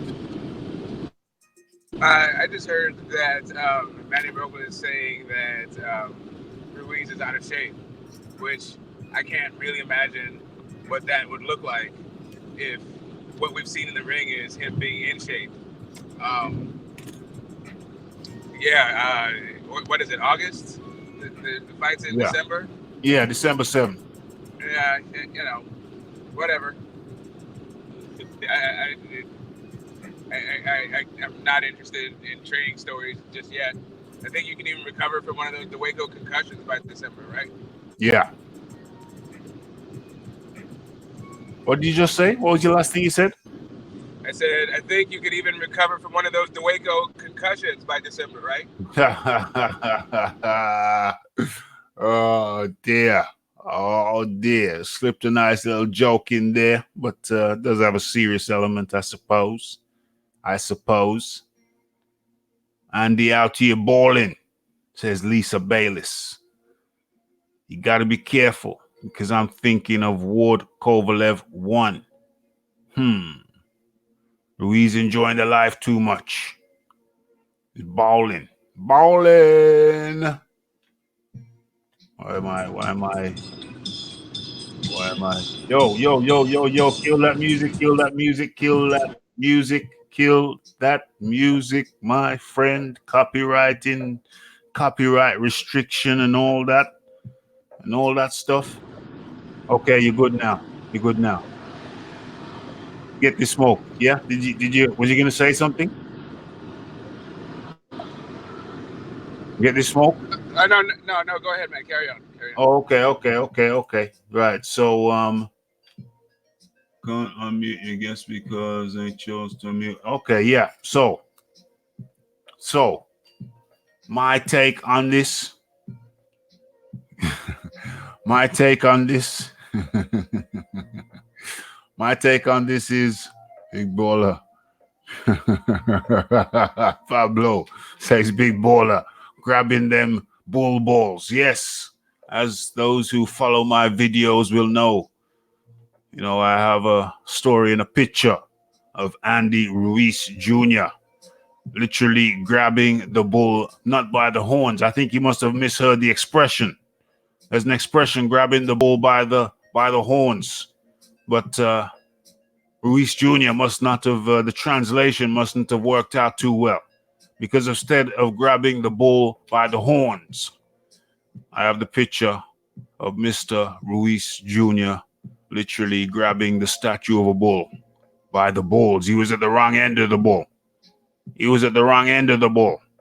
grabbed the bull by the balls instead of the horns. I think somebody must have really mistranslated that expression for him. How unfortunate. How unfortunate. Okay, so my pronouncement on this thing is that Andy Ruiz Jr. still has ample time, no pun intended, ample. You get it? Ample time to get into, I will use the term loosely, shape. To get into shape. Yeah. Championship camp normally lasts for 12 weeks. That's 3 months. We got 16 weeks to go. So it's still got 13. It's got 16. So it's still got like 3 weeks to play with.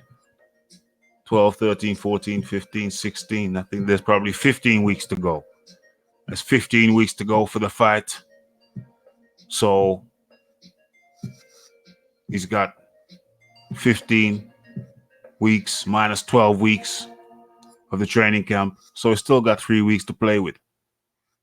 But yes, I understand Manny Rubles saying, well, the 3 weeks for pre-training, pre-camp, 3 weeks pre-camp, and then 12 weeks actual camp. Yeah, it would be wise for him to use those 3 weeks to get into good shape or reasonably good shape. So when he starts the camp, he doesn't start flat. Yeah. But another thing that has to be borne in mind is overtraining, boredom of the training for 12 weeks. You have to be careful. With that. So I just see him as having to get into basic shape in these next 3 weeks. Very, very basic stuff. Just get to a semi-reasonable level of fitness. Whatever type of fitness he can achieve within that 3 weeks, bearing in mind he's been living it up.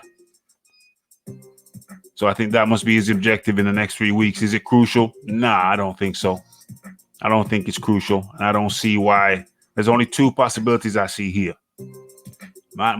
Manny Rubles is genuinely concerned. So he's coming out with a story to shame Ruiz into action. That's one That's one option. Or two, it's just some misdirection. He could be playing with some misdirection. Manny Rubles might be trying to misdirect people, saying, oh no, Ruiz, I'm worried about Andy. He was supposed to start training camp on Monday, and I haven't seen him. So that's something we'll have to address. We're going to start soon anyway. But, I really wanted to start on Monday. But he didn't show up. I don't know. Two possibilities. Misdirection, or Manny is genuinely concerned. Which one is it? Which of the two is it? I don't know. Nobody knows. None of us knows. We just know those are the two main possibilities. Food for thought. That's what it is. It's food for thought. We're in the bigger picture. Coming back, what we do know is Anthony Joshua is liable to be highly motivated. Highly motivated. So either way, whatever kind of shape Andy Ruiz Jr. chooses to come into, I think we can expect a highly competitive match. Highly competitive. That is my assessment.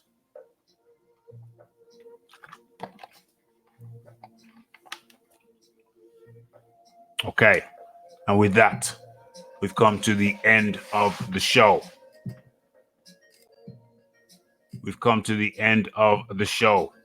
Get this smoke.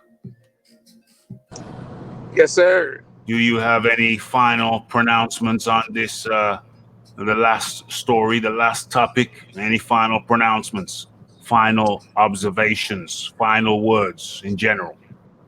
Well, I hope whatever Yard was able to pick up from his time out here in the West Coast of Vegas. I guess it's not really the coast, but it is the western region of the country. And is able to defeat Kovalev, and I'm hope that AJ finds some way to get right with the gods, so he doesn't have to be a victim of any more lucky punches.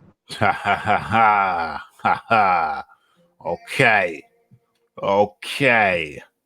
Lucky punches, lucky scenarios.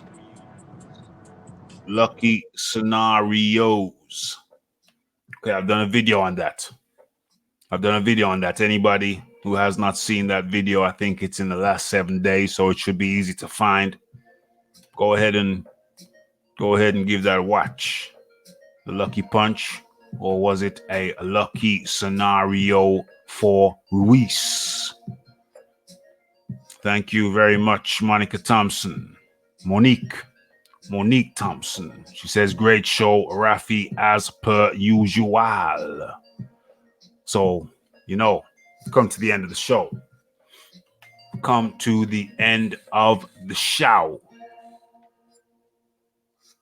It was a good one. Thank you to my guests. Got to start off with Don Zeeby. He really brought the entertainment when talking about Wilder's income. Got some real high figures. That'll be worth rewatching the show just for that. That was worth the admission fee by itself. Wicked show as per usual, Raphael. Big up all the chats, says Pablo Diablo. Got to big up Red Glove Militant, who was kind enough to take some time out of his evening. What time is it? Evening over there? I think it's evening over there. Big up Red Glove Militant for that. And of course, Get This Smoke came in to chop up the last topic with my good self. So thank you to Get This Smoke. Okay, so we go our final look, our final roll call. In the chat, we have Lisa Bayliss. She's back. Guess who's back?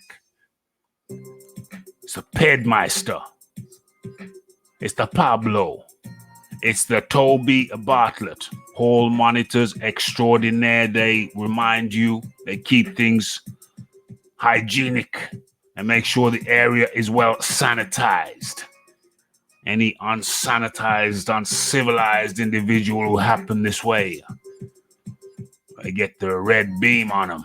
They get the red beam on the chest. They also remind you to smash that like button. They remind you to smash the bell icon so you stay updated with news and notifications. And they also direct you to the description box. And that's where you find the PayPal tab. So you smash that and you donate to the expansion of the thing. We need to get Raphie on the road. Got to get Raphie on the road.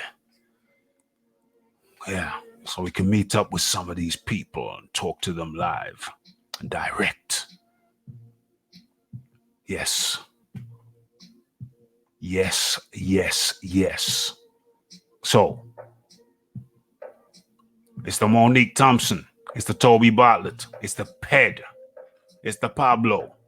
It's the Lisa Bayliss. It's the... Who have we got here? It's the Leighton Evelyn. Yes, yes, yes. And so, it's the Red Glove Militant. It's the Don ZB. And it's the Get This Smoke. And many, many more. Okay, so it's Raphael Dawkins. It's the Combat Radio. It's the like. It's the subscribe. It's the comments. It's the shares. And it is the hitting that bell icon to stay updated with news and notifications. And it is a Boxing Talk with Raphie, episode 40. Chopping it up, talking about boxing and related matters and sometimes unrelated matters. We do it all over here. It's Raphael Dawkins. It's the Combat Radio. And I'm out. Peace, Raphie. Peace out. Get this smoke. Blessed.